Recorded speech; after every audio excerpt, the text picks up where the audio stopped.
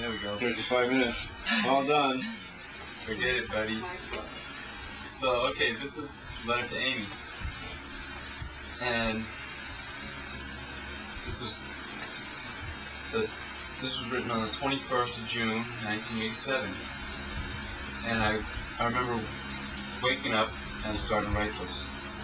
There in the topmost house on the hill, 100 yards from the oldest church in the county, the old piano, slightly out of tune, everyone in town heard Chopin's notes playing acoustically, booming. 200 yards, 200 years from the old schoolyard where the body had been found, complicated. Everybody knew the pianist had something to do with the body, but couldn't prove it. Most of the town moved out as the people moved into the city, into condos, away from the country roads, away from the house 100 yards from the church, filled with hundreds of years of marble tables, oriental rugs, lead glass and china closet, and on and on and on and on. The first paragraph was written right out of sleep onto the paper. The second paragraph was bluntly dropped as the list filled the foyer, all 3 bathrooms, both kitchens, the 2-car garage. Nearly every square inch of the place had a pile of boxes 5 feet high. His days frequently spent looking for his favorite pipe, furnishing the path around his domestic warehouse in his rubber-soled garden sneakers. The body was just in the pianist's pre-breakfast reality. People left town because he bought the realty. The Chopin was the only set of reels for the player piano, which was missing more than one hammer.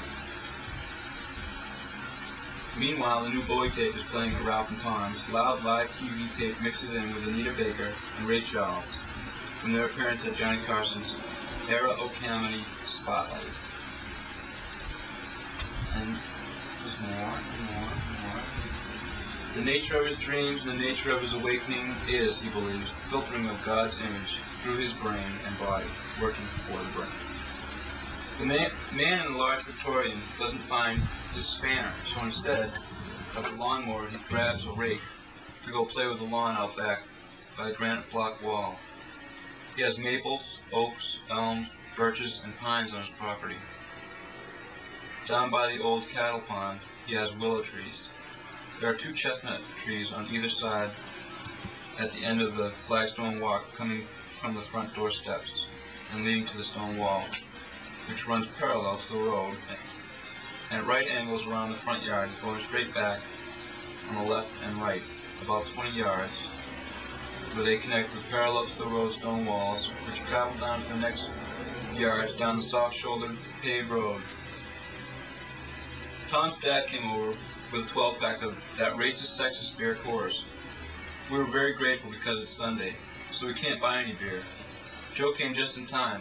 We just finished the last in our larder. Now we're relaxingly discussing nothing at all: traffic, weather, golf, baseball, friends, and family. The man finished raking the lawn and went inside for some iced tea. The bag sitting in a gallon jar on the kitchen table for about a week to 10 days had fallen apart, so he had to pour the sun tea through a strainer. It was good. He liked the way it made his stomach feel. Well, we're back and we're looking good. We've got a belly full of salad, barbecue chicken, corn on the cob, and beer. The beer is making Ralph's head kind of impatient with the drift of the conversation. He keeps interrupting with conflicting views. It's nice to be hanging out with the boys, splitting fine points of modern-day valor, while wondering which asshole is going to get the last beer. The tension may very well have been in the imagination of one of the members, but that was enough to infest the rest. The man, let's call him Alfred, has fixed himself a cheese sandwich, yellow cheese, bean, lettuce, taken from his favorite refrigerator, the one that fits right on top of the kitchen table. All the other fridges had small boxes in them. One had paintbrushes hanging from hooks that used to hold the shelves in place, armed with the other non-operating appliances. There are 2 electric ranges in the barn, filled with pans. Alfred's sandwich is good, and he feels like a nap, so out to the hammock, brought to him by one of the kids. The hammock was hung on 2 hooks, set corner to corner, having the short end of the porch. He feels it's the only place he can rest decently. At least out here I can get out of the way of the fire that'll surely take this place down one day.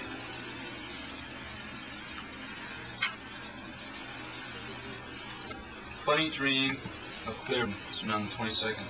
of June, Ralph picks out of his head a dream of broken coffee cup, of which he finds only the handle reminding him that it did break sometime or other in the dream.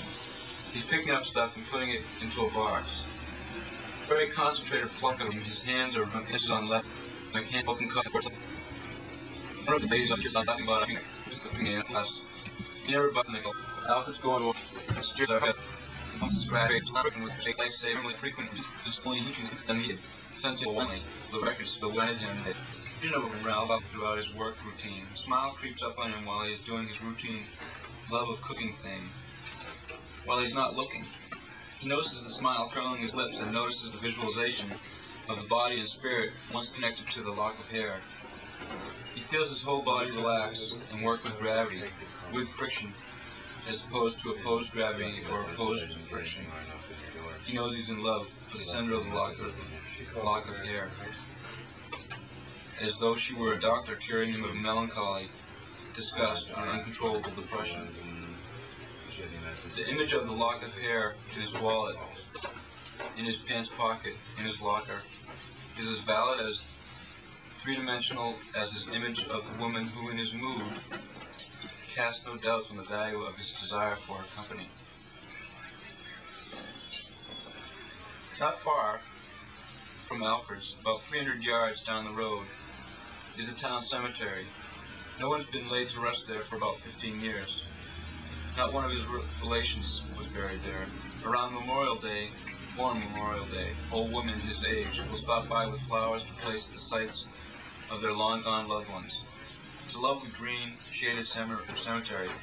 There are no kids around town, therefore no graffiti or pushed-over stones. Alfred brings the perpetual caretaker beers through the springtime, summer, and fall, whereupon they bend each other's ears. The caretaker is paid by Alfred, who bought the cemetery after the town was disenfranchised. No community, really. No school, no population to speak of in the territory. Alfred's old age memorabilia playground. He and the caretaker never talked of loneliness. They preferred the silence and the privacy. Sometimes Alfred's visits to the cemetery through the seasons would amount to twice a year, including a bottle of Jim Beam rye whiskey visit at Christmas.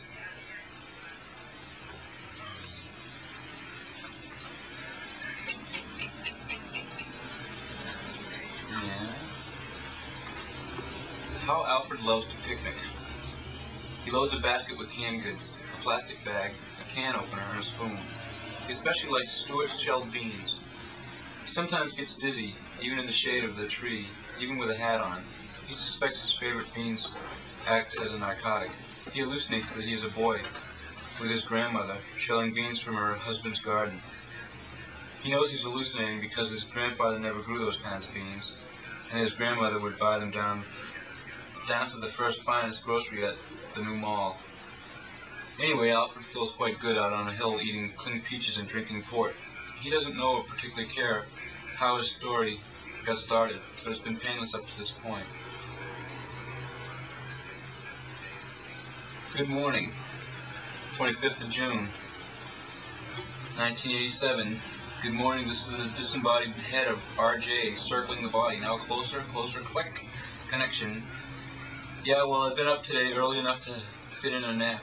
A minor tragedy, really, to have this boy rest from his wearying job at the Faneuil area tourist money drop.